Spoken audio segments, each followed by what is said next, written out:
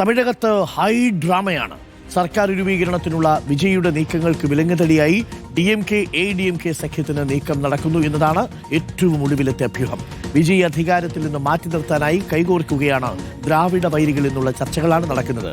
Edappadi പളനിസ്വാമിയെ മുഖ്യമന്ത്രിയാക്കി DMK പുറത്തുനിന്ന് പിന്തുണയ്ക്കാനുള്ള നീക്കങ്ങൾ ആലോചനയിലുണ്ട്. EPS ഗവർണറെ കാണാൻ അനുമതി തേടി.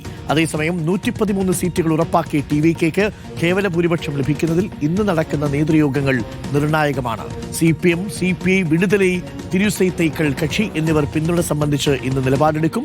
ഇവരുടെ കൂടി പിന്തുണ കിട്ടിയാൽ TVKക്ക് 118 പേരുടെ കത്ത് ഗവർണർക്ക് കൊടുക്കാൻ പറ്റും. അഭിജിത്ത് മുഴക്കുന്നുണ്ട് കൂടുതൽ വിവരങ്ങളുമായി ചെന്നൈയിൽ നിന്നും. അഭിജിത്ത്, കലൈ വടക്കൻ തമ്പി, എപ്പടി സുഖമായിരിപ്പാ? സൗഖ്യമായിരിക്കാ? എന്താണ് വിജയിയുടെ അവസ്ഥ? വല്ലതും നടക്കുവോ? സൗഖ്യമായിരിക്ക്. അത് തന്നെയാണ് അരുൺ ചോദ്യം. ട്വിസ്റ്റോട് ട്വിസ്റ്റൊക്കെ നടക്കുകയാണ് തമിഴ്നാട്ടിൽ. എല്ലാത്തിനും ഒടുവിൽ വിജയുടെ ഭാവി എന്ത്, സ്റ്റാലിൻ്റെ ഭാവി എന്ത് എന്നൊക്കെ അറിയാൻ ഇനി മണിക്കൂറുകൾ മാത്രം അവശേഷിക്കുന്നു എന്ന് തന്നെ പറയാം. ഇന്നാണ് ആ നിർണായകമായ ദിനം. ഇതിൽ വിജയുടെ കാര്യത്തിലേക്ക് വരാം ആദ്യം അരുൺ. അതായിരിക്കും ഏറ്റവും അധികം ആളുകൾ ആകാംക്ഷയോടെ കാത്തിരിക്കുന്നത്. വിജയ് മത്സരത്തിന് ഇറങ്ങുന്നു, അങ്ങനെ ഏറ്റവും വലിയ ഒറ്റക്കക്ഷിയാകുന്നു, ഇതാ ഇപ്പോൾ തമിഴ്നാടിന് മുഖ്യമന്ത്രിയാകുന്നു എന്നൊക്കെയുള്ള ഉദ്യോഗം നിറഞ്ഞ കാഴ്ചകളാണ് കഴിഞ്ഞ കുറേ ദിവസങ്ങളായി നടന്നു വരുന്നത്. ഇതിൽ പ്രധാനപ്പെട്ട കാര്യം അരുൺ, ഒരു ഒറ്റക്കക്ഷി എന്ന നിലയിൽ ഒരു ഭൂരിപക്ഷത്തിലേക്ക് എത്താൻ അവർക്ക് സാധിച്ചിട്ടില്ല. അപ്പോൾ ഈ പിന്തുണ ഉറപ്പാക്കിയാൽ മാത്രമേ സർക്കാർ ഉണ്ടാക്കാനുള്ള അവസരം നൽകൂ എന്നത് ഇന്നലെ തന്നെ ഗവർണർ വ്യക്തമാക്കിയതാണ്. ഇനിയിപ്പോൾ പ്രതീക്ഷ ഇടതു കക്ഷികളിലാണ്. CPM-നെയും CPI-യെയും പ്രതീക്ഷിച്ചു നിൽക്കുകയാണ് വിജയ്. ഒപ്പം തന്നെ VCKയുടെ പിന്തുണ കൂടി വിജയ് പ്രതീക്ഷിക്കുന്നുണ്ട്. ഇന്ന് 10 മണിക്കാണ് CPM-ൻ്റെയും CPI-യുടെയും യോഗം അരുൺ. അതിനുശേഷം ഔദ്യോഗികമായ ഒരു തീരുമാനം, ഒരു പ്രഖ്യാപനം ഇവരിൽ നിന്നുണ്ടാവുകയും ചെയ്യും. ഇതിൽ ഏറ്റവും പ്രധാനപ്പെട്ടത് DMKയുടെ കൂടി പിന്തുണയോടെ കൂടി, അല്ലെങ്കിൽ DMKയുടെ ഒരു മൗനാനുവാദത്തോടെ ഈ സഖ്യകക്ഷികൾ, ഇവരുടെ DMKയുടെ സഖ്യകക്ഷികളാണിവർ. അപ്പോൾ ഇവർ TVKക്ക് ഒരു പിന്തുണ നൽകുക എന്നുള്ളതാണ് ഒരു വേളയിൽ പുരോഗമിക്കുന്ന ഏറ്റവും പ്രധാനപ്പെട്ട കാര്യം. അതിൽ ഇന്നലെ രാവിലെ സ്റ്റാലിൻ വ്യക്തമാക്കിയത് 6 മാസത്തേക്ക് തങ്ങൾ TVKയുടെ സർക്കാരിനെ യാതൊരു തരത്തിലും ശല്യപ്പെടുത്തില്ല എന്നുള്ളതാണ്. നമ്മൾ ഇന്നലെ തന്നെ പറഞ്ഞതുപോലെ അത് ഒരു തിരിച്ചടിയൊക്കെ ഭയന്നാണ്. പക്ഷേ അതിനിടയിലും ചില ചർച്ചകൾ, ചില സഖ്യ സാധ്യതകളൊക്കെ ഒരു ഭാഗത്ത് പുരോഗമിക്കുന്നുണ്ട് എന്നുള്ളതാണ്. അത് കൗതുകമുണ്ടാക്കുന്നതാണ്. കാരണം തമിഴ്നാട് രാഷ്ട്രീയത്തിലെ ബദ്ധവൈരികളാണ് DMKയും ADMKയും. അപ്പോൾ ഇരുവരും കൈകോർക്കാനുള്ള ഒരു സാധ്യത കൂടിയാണ് മുന്നിൽ കാണുന്നത്.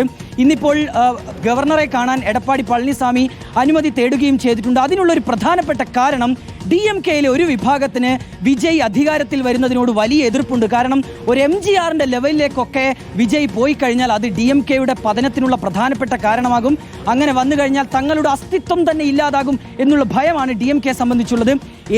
ADMKയ്ക്കും അതേ ഭയമുണ്ട്. ജയലളിതയുടെ കാലശേഷം ആ ഒരു പ്രതാപത്തിലേക്ക് വരാൻ ADMKയ്ക്ക് സാധിച്ചിട്ടില്ല. അപ്പോൾ വിജയ് കൂടി ഈ തമിഴക രാഷ്ട്രീയത്തിലേക്ക് ഇത്രയും അപ്രമാദിത്വത്തോടെ വന്നു കഴിഞ്ഞാൽ അത് തങ്ങളുടെയും നാശത്തിന് കാരണമാകും എന്നുള്ളതാണ് ഏതായാലും ADMKയുടെയും പേടി. അതിനാൽ തന്നെ ഈ രീതിയിലുള്ള ഒരു കൈകോർക്കൽ, അതിൽ എടപ്പാടി പളനിസ്വാമിയെ മുഖ്യമന്ത്രിയാക്കി DMK പുറത്തുനിന്ന് സപ്പോർട്ട് നൽകുക എന്നുള്ളതാണ് നിലവിലെ ഒരു ആലോചന. അത് എത്രത്തോളം ഫലപ്രദമാകും, അല്ലെങ്കിൽ അത് എത്രത്തോളം വിജയത്തിലെത്തുമെന്നൊക്കെ കണ്ടറിയേണ്ടിയിരിക്കുന്നു. പക്ഷേ അങ്ങനെ സംഭവിച്ചാൽ തന്നെ അതിനെ എങ്ങനെ തമിഴ്നാട്ടിലെ ജനങ്ങൾ, അല്ലെങ്കിൽ തമിഴ്നാട്ടിലെ ആളുകൾ, വോട്ടർമാരൊക്കെ കാണും എന്നുള്ളതും പ്രധാനപ്പെട്ടതാണ്. ഏതായാലും അരുൺകുമാർ, ഇന്നാണ് നിർണായകമായ ദിനം.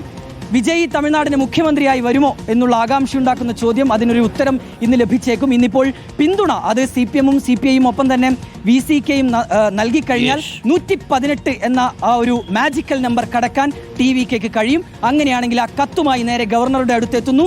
സത്യപ്രതിജ്ഞ ഉടൻ നടത്താനുള്ള ഒരു തീരുമാനത്തിലേക്ക് കൂടി വിജയ് എത്തുകയും ചെയ്യും. Okay, thank you. ചെന്നൈയിൽ നിന്ന് അഭിജിത്ത് മുഴക്കുന്നതാണ് തമിഴകത്തെ രാഷ്ട്രീയ നിരീക്ഷണം പ്രേക്ഷകരിലേക്ക് എത്തിച്ചത്. Thank you Abhijith. പ്രിയപ്പെട്ട പ്രേക്ഷകരെ, വലിയ നീക്കങ്ങളാണ് നടക്കുന്നത് കേട്ടോ. സ്റ്റാലിൻ ഇന്നലെ DMK പാർട്ടി പ്രവർത്തകരുടെ യോഗത്തിൽ, MLA-മാരുടെ യോഗത്തിൽ പറഞ്ഞൊരു പ്രധാനപ്പെട്ട കാര്യം, തമിഴ്നാടിൻ്റെ രാഷ്ട്രീയ സ്ഥിരതയ്ക്ക് വേണ്ടി ചില തീരുമാനങ്ങൾ എടുക്കേണ്ടി വരും.